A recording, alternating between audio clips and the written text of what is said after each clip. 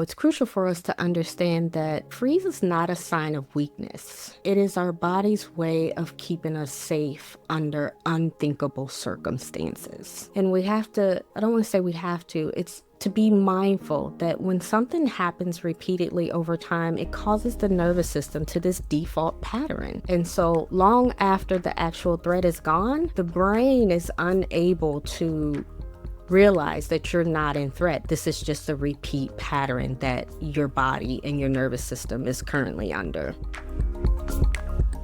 What if the trauma you experienced as a child is still shaping your body and brain today? Did you know that an estimated 1 in 4 girls and 1 in 13 boys experience sexual abuse in childhood? It is far more common than we like to think. What happens in the nervous system when trauma occurs so early in life? How does it affect our patterns, our physical outputs like pain, our relationships, and our stress levels? And more importantly, how do we begin to heal? Today, we're diving into the long-term impact of childhood sexual trauma on the brain, body, and relationships, and talking candidly from our own experiences with fawn response, dissociation, pelvic pain, shame, and boundaries. We'll also talk about what survivors can do to begin rewiring their nervous system, reclaiming their sense of safety, and healing at that deepest level. This episode dives into the way that sexual trauma shapes our mental, physical, and emotional health, and most importantly, how we can heal. Jennifer and I both have firsthand experience with a history of early childhood sexual abuse, and this conversation really has been a long time coming on the podcast, and we're really excited today to be joined by Dr. Lovey Bradley, who is an NSI-certified practitioner. She's also one of our coaches on Brain-Based, and Lovey works with women who have a sexual abuse history, and she also shares really generously her own experience as well. We're not going to be getting into any specifics, but this is a more intense subject, so please take care of yourself. And if this is too much, too activating, beyond the capacity that you have today, then feel free to tap out at any point and rejoin us next week. You are the expert of your own nervous system. Welcome to Trauma Rewired, the podcast that teaches you about your nervous system, how trauma lives in the body, and what you can do to heal. I'm your co-host, Elisabeth Christoph, founder of BrainBased.com, an online community where we use applied neurology, somatics, and stress processing for nervous system resilience and health. And I'm also the founder of the Neuro-Somatic Intelligence Coaching Certification, an ICF-accredited course for coaches, therapists, and healers to bring the nervous system into all the good work that you do. And I'm your co-host, Jennifer Wallace, a neurosomatic psychedelic preparation and integration guide. And I bring your nervous system into your peak somatic experiences, like psychedelic experiences, maximizing your potential for growth and healing through the nervous system. And I'm also one of the educators at the Neurosomatic Intelligence Coaching Conversation. Lovey, we are so excited to have you here today. Is there anything relevant to your story that in particular you would like to share with our listeners before we dive into this conversation today? Wow, greetings. Greetings in love on purpose. I am so grateful to you both for sharing this space with me. This topic is deeply personal and profoundly important to me as both, this is where I'm going to get you, as a survivor and a perpetrator of child-on-child sexual abuse. So yes, this topic isn't talked about very often. And it is important to me to share this with your audience and with the world that early childhood abuse is part of my journey and a part of so many people that have suffered from such a traumatic experience. Thank you so much, Lovey, for being here and for sharing already so openly and vulnerably with us. And one of the things you said is how really common this topic, this experience is for people. You know, people might be surprised by that statistic that, that 1 in 4 women do report experiencing sexual abuse before age 18 and 1 in 13 men. And that is with many of those cases going unreported, meaning that the actual rates are probably higher. And that is a statistic from the CDC. And, when I talk to people about this, and even when I talk to my partner, it's hard sometimes for people to wrap their mind around, he's like, that can't possibly be true. That can't be so prevalent. And I'm like, yeah, it is, and I know it both because I live in this world and read these statistics and this research, but also because of the population that I work with. And all of the people in my life have this experience, especially the women in my life. It is so common that we have this as part of our history. And so it is a really important subject to dive into and to talk openly about, because we're really not alone in all of this. I honestly, like you said, Elisabeth, I don't know a woman in my life. And since we've been so vocal on the podcast about ACE scores, even some of the men in my life, some of my longest male friendships have felt comfortable enough to come forward to me and share their early experiences of sexual assault and violence that happened with them when they were very young people. And, you know, we talk on the podcast a lot about how our health is impacted by our early childhood trauma. And when we have a sexual assault or a sexual violence in that earlyhood trauma as an ACE score, our chronic disease risk goes up much higher. There's an increase in the likelihood of developing a chronic illness by 50 to 70%. For an example, that would be autoimmune disorders, cancers, heart diseases, survivors of which I have 2 of those actually. Funny, not funny. Survivors of childhood sexual abuse are 3 to develop depression, PTSD, and anxiety disorders. All of these, I have all of these. And we say even sometimes that it's not only the sexual abuse that happens in our early development where we're experiencing complex trauma, but a lot of the women that we know, and we're talking about being up to 18 and in 20s and 30s and all the ages that women exist in, then we have that PTSD on top of already the chronic trauma that we've already been living in. And trauma rewires the brain. It leads to a dysregulated nervous system, hypervigilance, dissociation, and all of the outputs, honestly, that we talk about on Trauma Rewired, because a lot of these outputs that we talk about are lived experiences from mine and Elisabeth's perspectives. Lovey, do you want to share a little bit about like what resonates for you when you hear these stats, or what you see in your own work, in your own life, as we're just thinking about the commonality of this? Well, these stats are just sobering on how they are so high. They appear to be so high. And you and I and Jennifer know that that number is even higher because many cases go unreported. A lot of people just suffer within silence of their own. I have dealt with women that for decades, and even women in my life in my personal life, that have never shared with anyone but me, and they're like 70 and 80 years old. So the suffering in silence and not being able to share. And also, I think it also plays a role in generations. So the older the generation, there's this taboo about, especially in the African American culture, I can't speak for any other cultures, is what goes on in this house stays in this house. So they carry that energy for decades. And then as you move down into the generations, more and more people start to talk about it, but there's still that community of individuals that will not speak on it because it's ingrained in them to not speak on it, whether it be from their own shame or from their upbringing. So yes, I experience and see a lot of people with chronic disease, heart disease, autoimmune, metabolic changes, even myself, the inflammation that has shown up in my own body, pain in just one side of my body. Like, it's just amazing how the body will transform or pain will manifest in itself. So in my own body, my right shoulder, and we'll get more into what that looks like, my right shoulder, my right knee. But yes, definitely how these stats and the ACE scores and these diseases can show up in our bodies and affect us later on in life. Yeah, it does so much to keep the shame so heavy, because it's like the most taboo thing to talk about.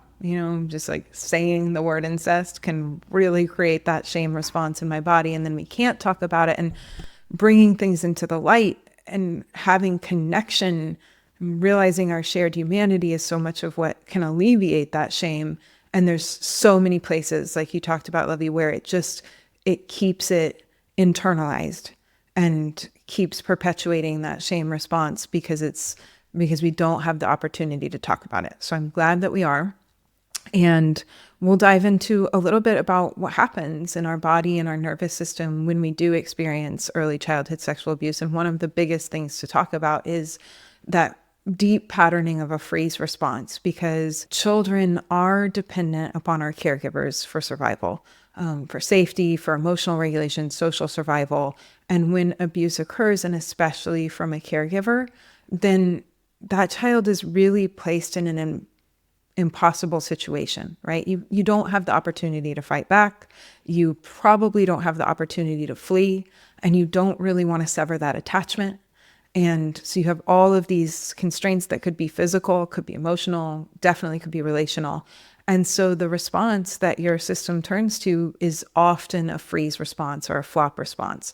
And over time, that becomes chronic and then plays out in adulthood. And we've talked about freeze response on here a lot, but I want to highlight one other area of the brain to consider. We've talked a lot about the amygdala and other parts of the autonomic response to freeze, but I want to just mention the periaqueductal gray, because this is a region in our midbrain that really plays an important role in coordinating our body's survival responses, fight, flight, freeze, and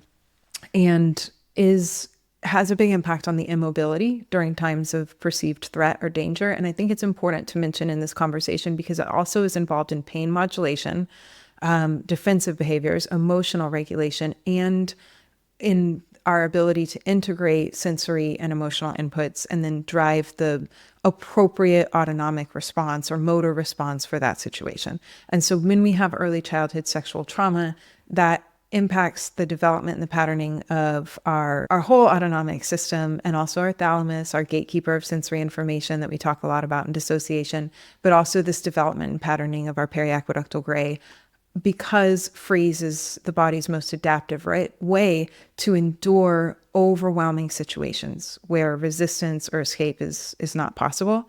And that really is a strategy of self-preservation, right? We're physically immobilizing to avoid further harm. We're numbing out some of that pain. There's release of endogenous opioids to endure the experience.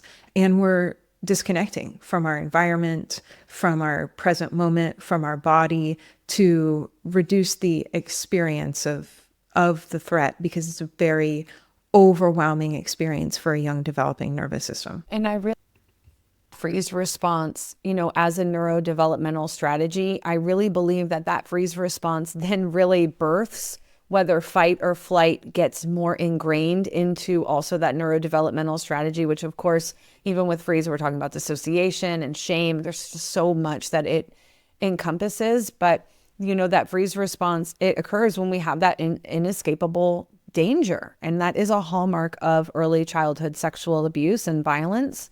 And not even early childhood sexual abuse. It could be in adulthood that you would go into a freeze response if you were to encounter a dangerous situation where you were with a perpetrator. When a child is in an abusive relationship, maybe with their primary or another family member, a child's nervous system prioritizes maintaining proximity to the caregiver to ensure basic needs are met. Freezing enables this by signaling submission, which may reduce the likelihood of further aggression from the abuser. And it's not a conscious decision to go into a freeze response or a flop response, but a deeply wired survival reflex that prioritizes survival over agency and over action. I'd like to add that, it's crucial for us to understand that freeze is not a sign of weakness. It is our body's way of keeping us safe under unthinkable circumstances. And we have to, I don't want to say we have to, it's to be mindful that when something happens repeatedly over time, it causes the nervous system to this default pattern. And so long after the actual threat is gone, the brain is unable to realize that you're not in threat. This is just a repeat pattern that your body and your nervous system is currently under. I think that's such an important point to look at. One is that it's not weak. It's an adaptive survival strategy. And it does continue to show up in adulthood where we find ourselves freezing and we're like, why couldn't I use my voice in that situation?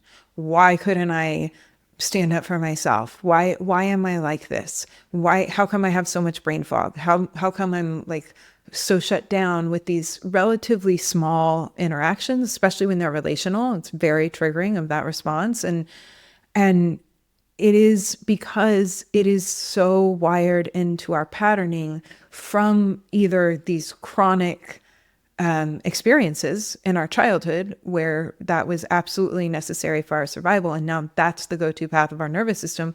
Or maybe it was a big event that was really highly threatening. And so our brain learns to really prioritize that response. Either way, we end up going down that path. And also too, as kids, our brains are really developing. It's very sensitive to all of the inputs. And there's a lot of patterning and development that occurs in those early ages that, yes, we stay neuroplastic throughout our life, but these things are happening at a key time in our development, which then leads our system to go down that path more. And we're talking about several brain structures, our entire nervous system. Really, it's really hard to parcel apart specific brain structures that we're talking about. But the amygdala, which we talk about a lot on here, becomes overactive. So we're going to be constantly scanning for threats, even in safe environments, especially relational threats.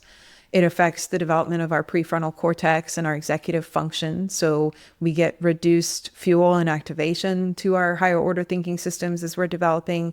And that later leads to issues with decision making, impulse control, things that can manifest as different types of neurodivergence as well.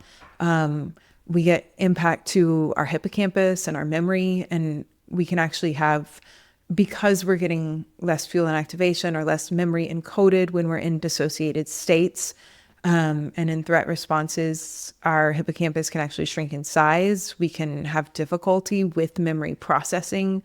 And that really puts us in this place where we start to have issues distinguishing past trauma from present reality. And so, we're interpreting a lot of sensory inputs as a threat response and moving into that pattern. And we are staying in a more activated state all of the time, living in those emotional flashbacks, never really feeling that safety in our external world or internally with the sensations of our own body. Well, I think it's really important just to, when you're talking about the sensations coming from the body, what we're talking about is often very repressed in people. I just think it's really important for us to talk about that we are talking about a subject that is very nuanced because of the way the brain masks the memory and the way that the body holds the memory. And when we don't have a relationship with our bodies, then it's going to be very hard for the sexual assault or violence to come through the body. I am 49 this year, and I was not present to my freeze until my mid-40s. I just want to let That's the similar audience for me know. too. Yes. Yeah, me too. I didn't even know. I had sexual abuse from the ages of 3 to 5, but I didn't learn that till I was 40. Yeah, same. I wasn't aware till much later. And a lot of it was I really only found my way to that understanding by following my outputs, following my symptoms. Okay, I match all of these things. This was the dysregulation that I experienced as an adolescent. I had these huge emotional reactions. I self-harmed. I had an eating disorder.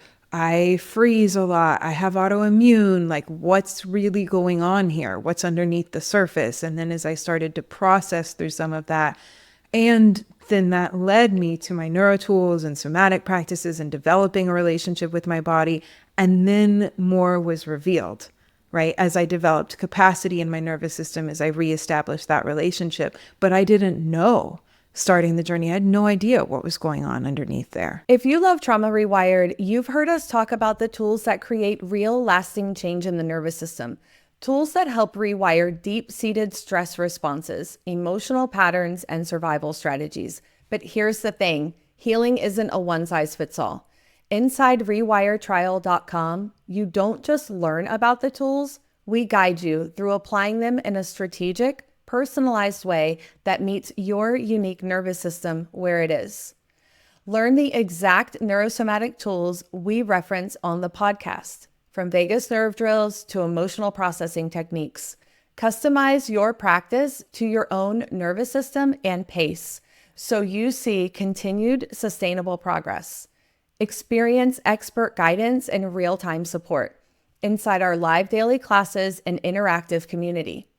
This is where you take the knowledge from the podcast and turn it into real embodied transformation.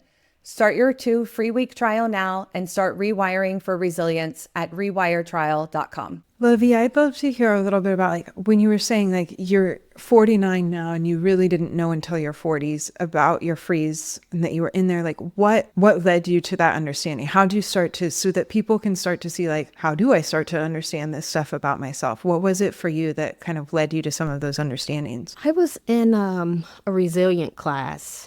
And in this resilient class, we were like laying on the floor, similar tools to how we utilize in NSI. And we were laying on the floor, and I don't recall what the instructor said in the moment. I just realized like my whole glutes were just like in a knot. And it was like in that moment, I just took a deep breath and I felt the breath in my entire being, my entire body.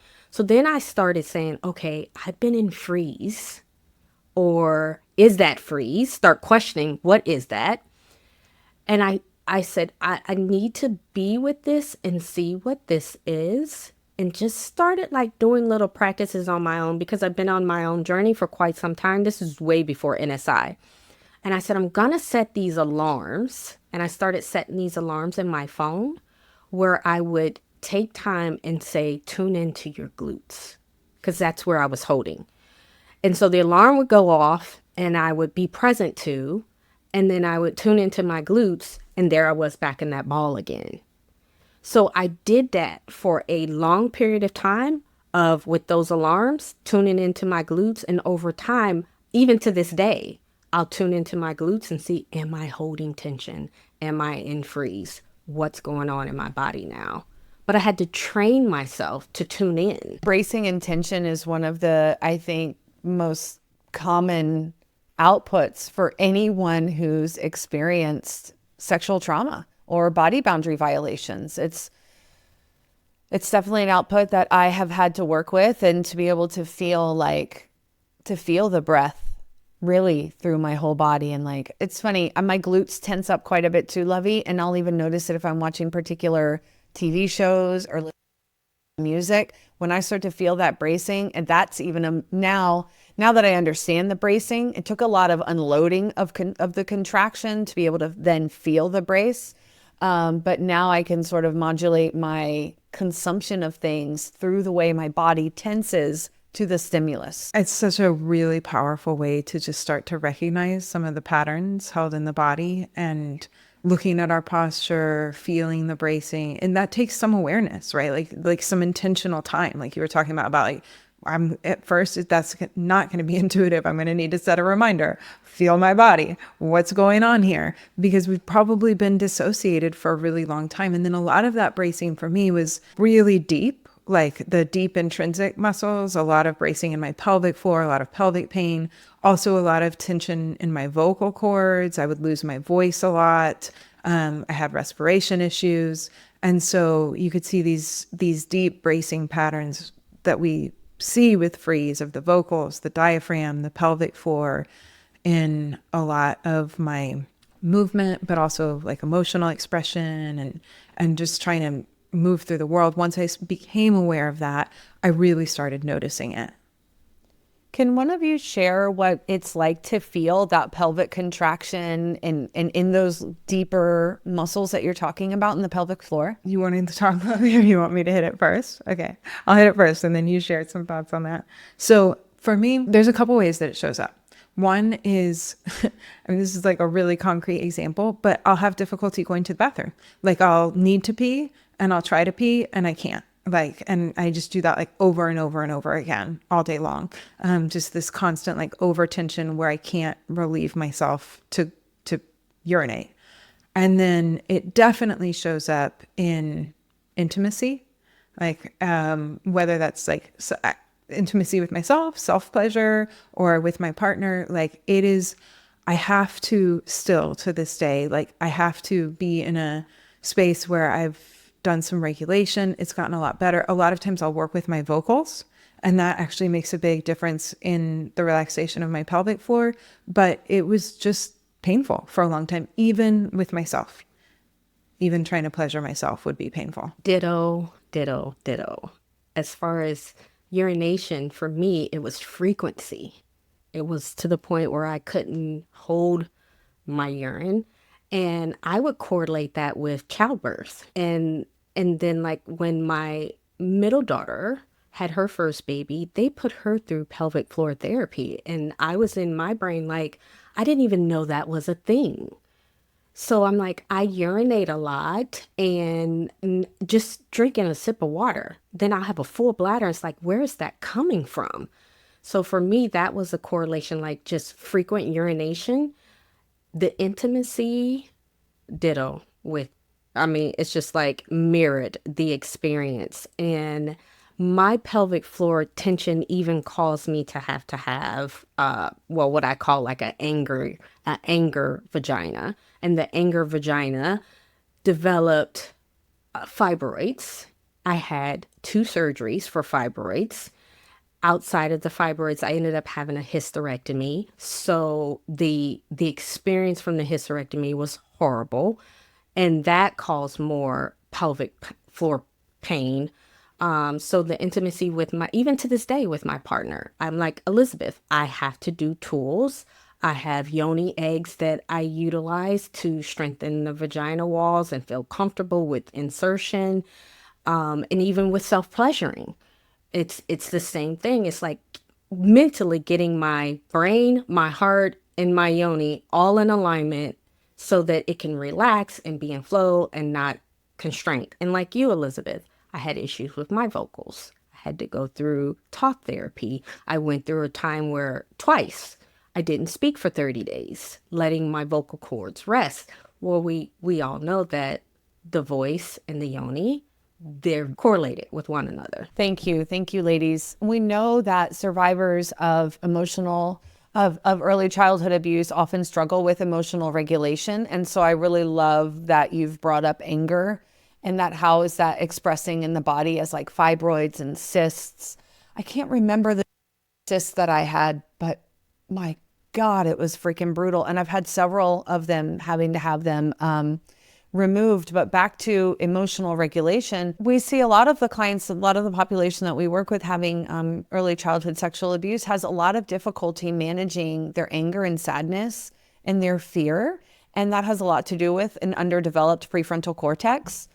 We see attachment issues, which we've touched on, fear of intimacy, even when the intimacy is consensual between like you and your partners, like y'all are talking, that fear of intimacy, chronic people pleasing, and fawn response is a usually deeply wired path rooted in survival bait. And then there's dissociation.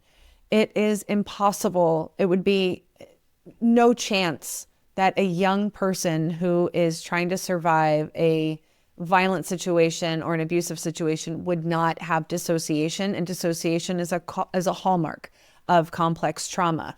And that is that dissociation is a persistent sense of detachment from one's body and emotions. And it makes it really difficult to feel present and to feel connected.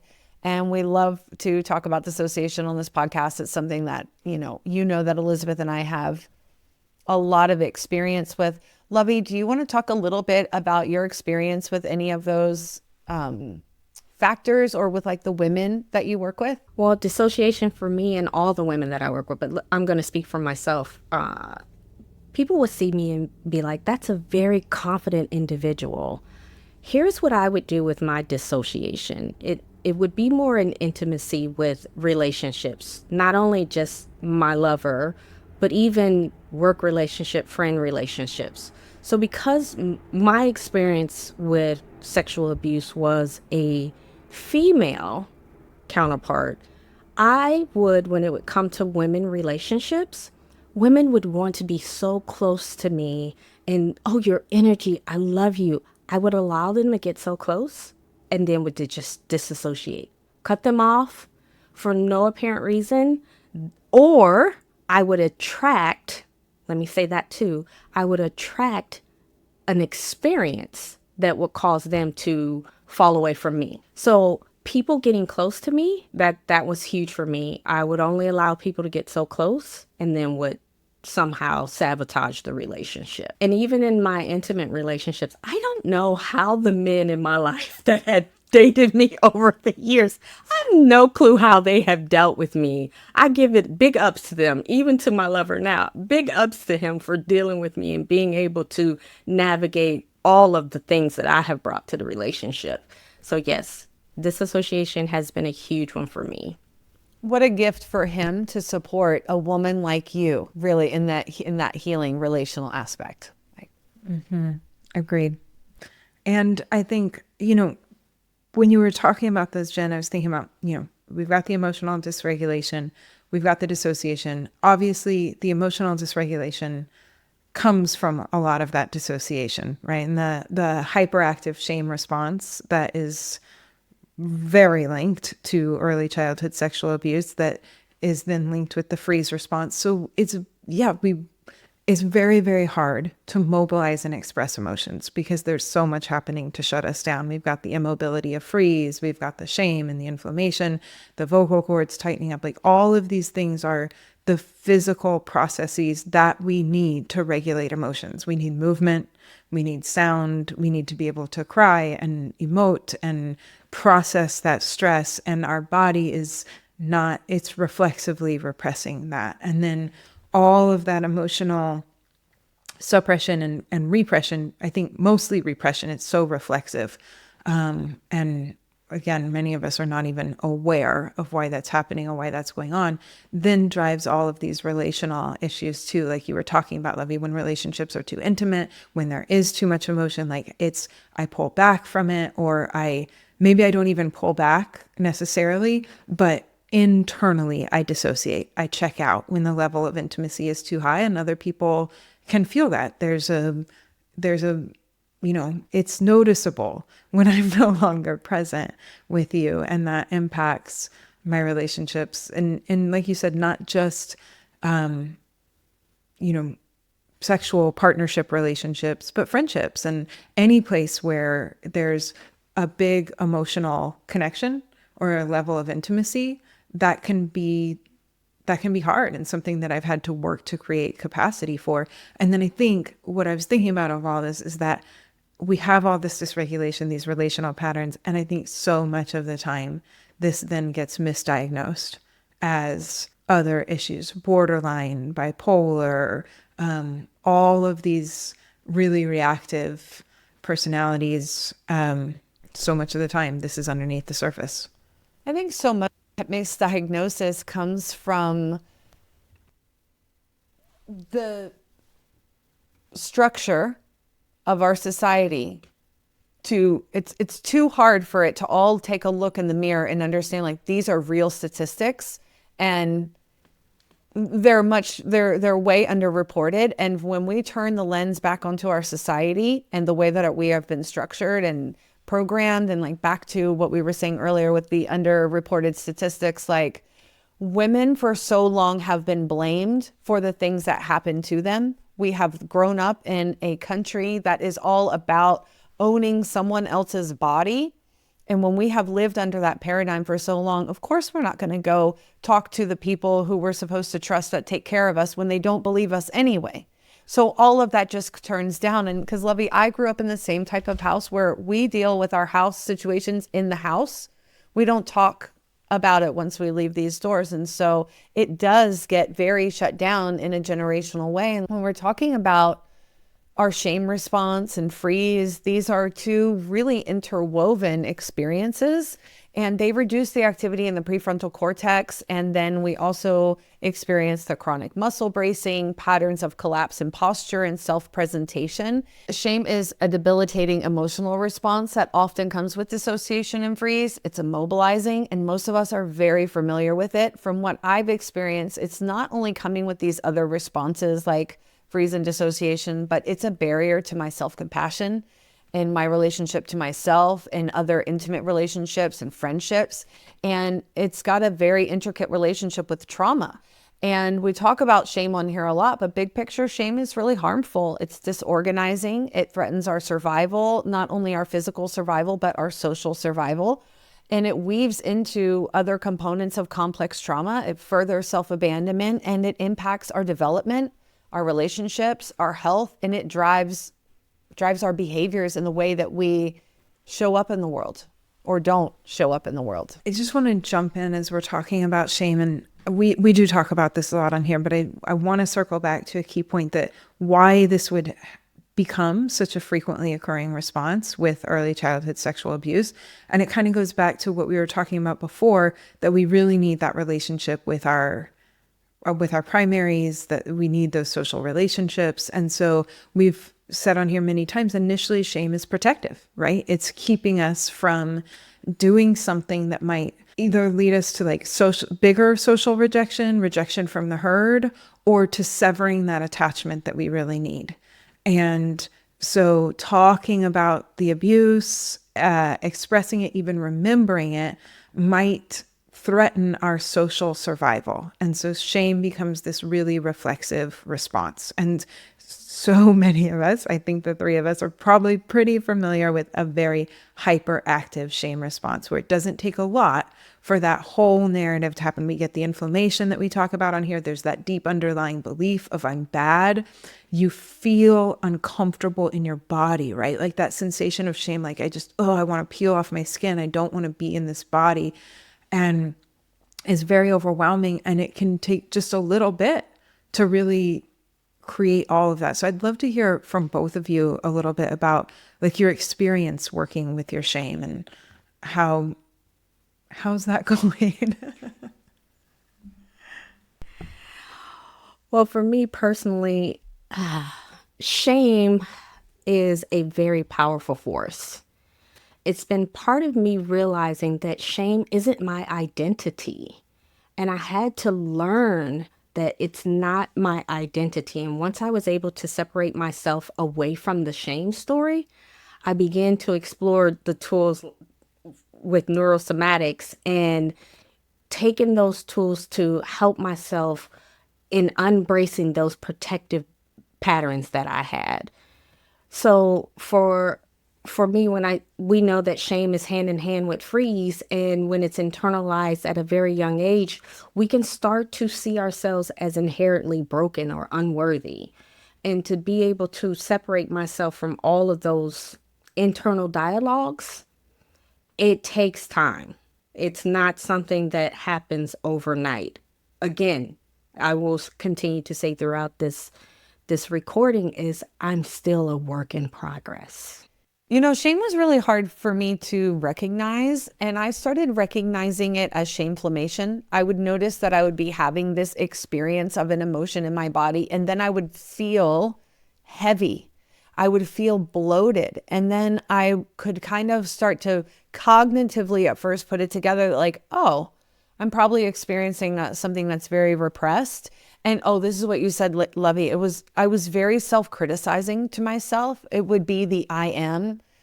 Man, I am this, I am that, I am bad, I'm terrible. Of course people hate me, this and that. And like, I mean, it was just so pervasive, like Elisabeth was talking about, this filter shifted. And then the perspective of everything in my life, it wasn't just like, I'm bad and my body is bad. It was my house is bad, my car is bad. Everything that I touch is bad.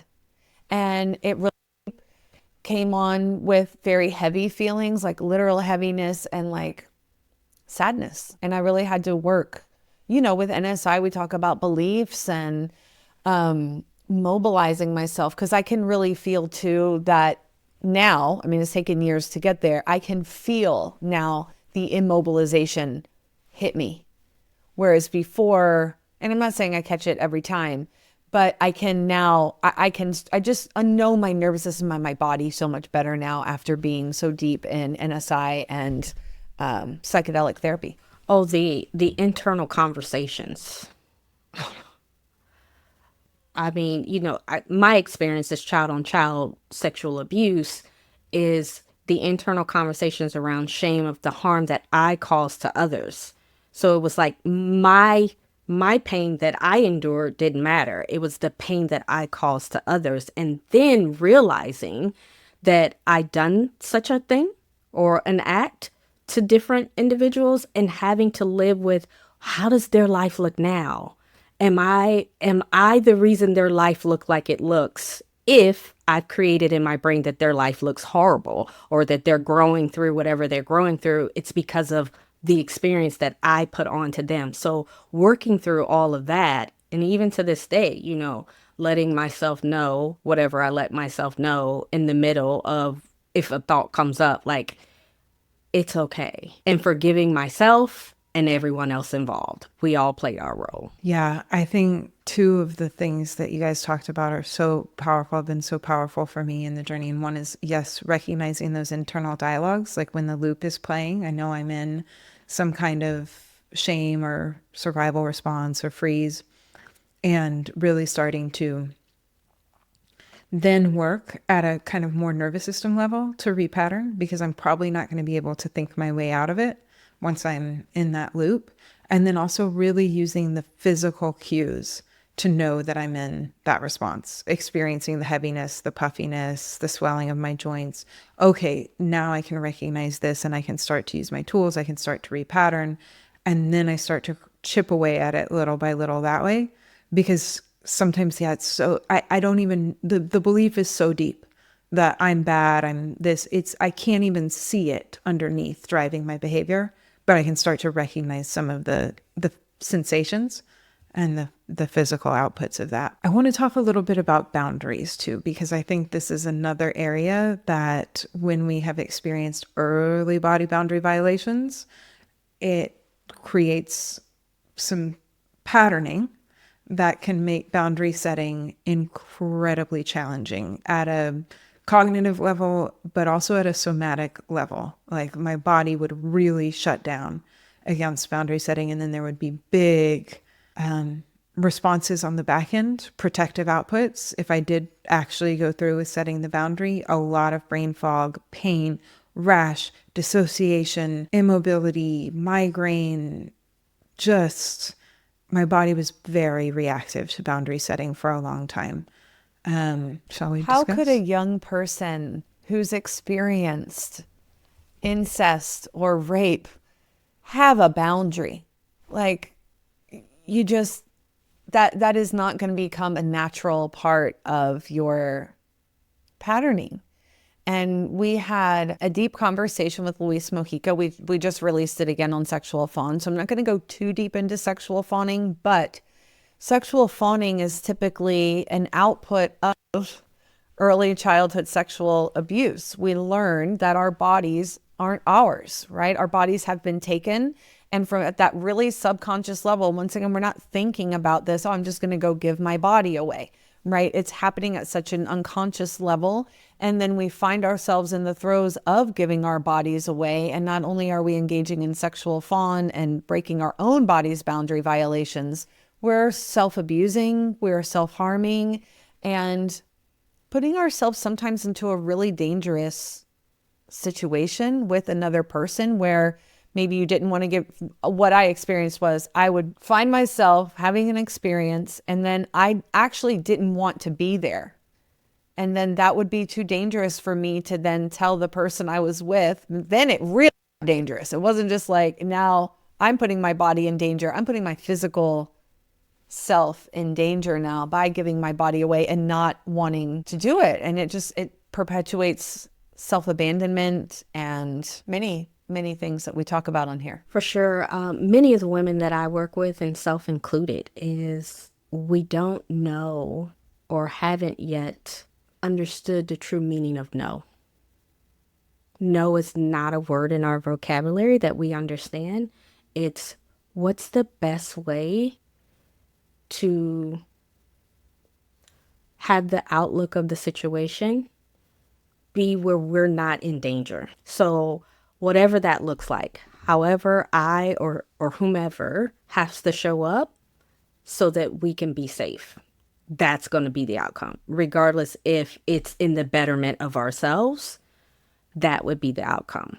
And a lot of women that I speak with, it's they're just numb. So it's just they're outside of their body. It's like a movie and they are watching the movie and don't even experience what's going on or can feel what's going on the inside of their body. And it's like afterwards, it's this looping spiral of Why did I? Why did I say yes? Why did I commit to that? I didn't want to do that. And it's this self-abandonment, self-shame, the whole loop of everything that comes along with that, that one has allowed themselves to do to themselves in the moment. Oh my God, there's so many things there that are so relatable and such an important piece of like unpacking why the boundary thing is so difficult. And one being that, yeah, we don't have great interoception a lot of time. We can't hear our body's own instinct and signals because of all the dissociation. So how do we even know when we're crossing a boundary in the first place? How do we even know what our yes is and what our no is? Is where we spend so much time working with people on like somatic yes, no in little doses so that they can start to feel that.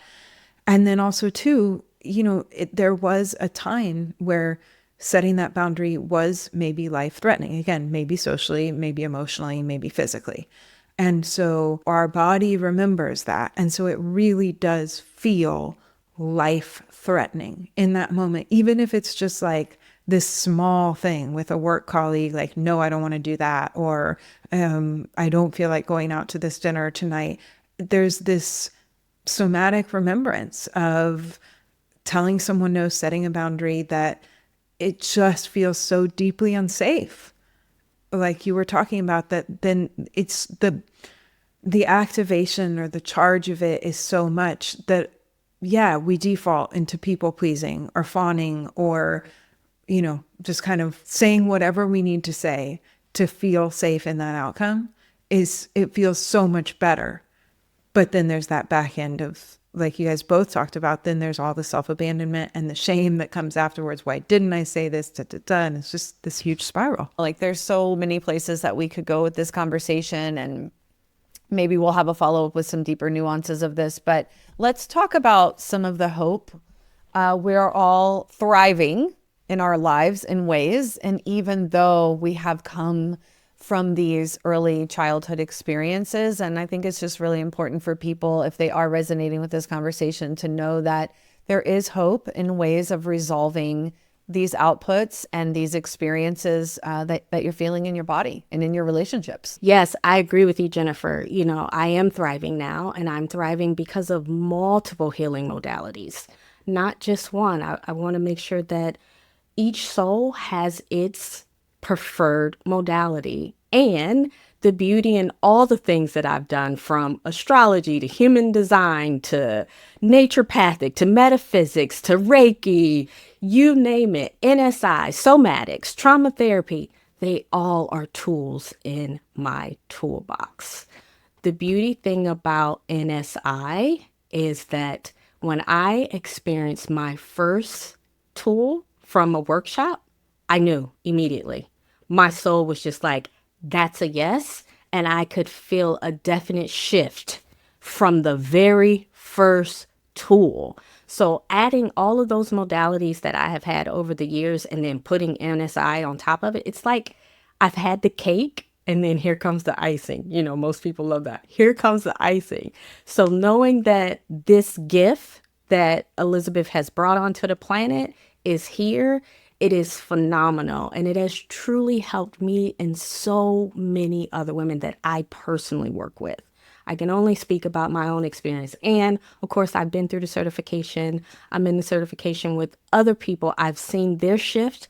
I know how this work can truly help your body recalibrate itself. And I think it's just really important for NSI, like what I witness in the clients that I work with and the women that I see, is that, even when they don't know what they're actually really dealing with, and I can see it reflected in them, getting to a point of safety where we can remember that as an experience so that we're living, it's almost, this goes to be like living in truth. Right? It's not just I live in truth from the way that I express in the world. I live in truth from the way that my body expresses to me, and the relationship that I have to self is in honesty. I hope that makes sense. There's so many parts of healing, like Lovey talked about. Like, this is a big one, and you're going to need a lot of tools in the tool belt. You're going to need time. Trusted practitioners. This is not like a go it alone kind of journey. So much of this wounding is relational and needs safe relational experiences to begin healing. But I will say, yeah, my life looks very different. Like I, for the most part, can set boundaries with relative ease. I still have to process around it, but I don't get shut down. I'm able to do it. I move through to the other side. I can recognize my shame response. It's much less frequent than it used to be. And I have the awareness of it. And then when it comes, I have tools to work with it. And then as I repattern, especially those two things, shame and boundaries for me, like really working to repattern those, then that really bleeds out into everything else in my life, how my business is set up, the boundaries that I have with my business, my relationships with other people, my relationship to my own body, my ability to experience pleasure, like all these things. Those were like two of the biggest foundational patterns that I needed to address. And it's been a long journey. And like I said, it ebbs and flows. Still got to work with it, but it's leaps and bounds different from somatics and neuro work, and the relationships that I formed because of that work have done so much to heal that. And you gifted the world brain-based and NSI. Oh, you guys are so sweet.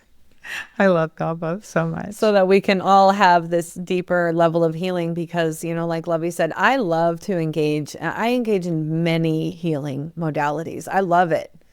And NSI is really what supported me the most to create this safety for my body to even allow this to come forward in my story. And so I'm really grateful for that and grateful to the two of you. Like, thank you for sharing so much about your stories, and Lovey for being so vulnerable with us, and sharing your truth with us. Thank you for that. Thank you. Absolutely. It's been such a pleasure. And I thank both of you for being open to having this conversation and allowing me to share the space with both of you. Thank you. Thank you. And thank you for being a part of NSI and a part of Brain Based and now a part of Trauma Rewired. We're so lucky to have you with us.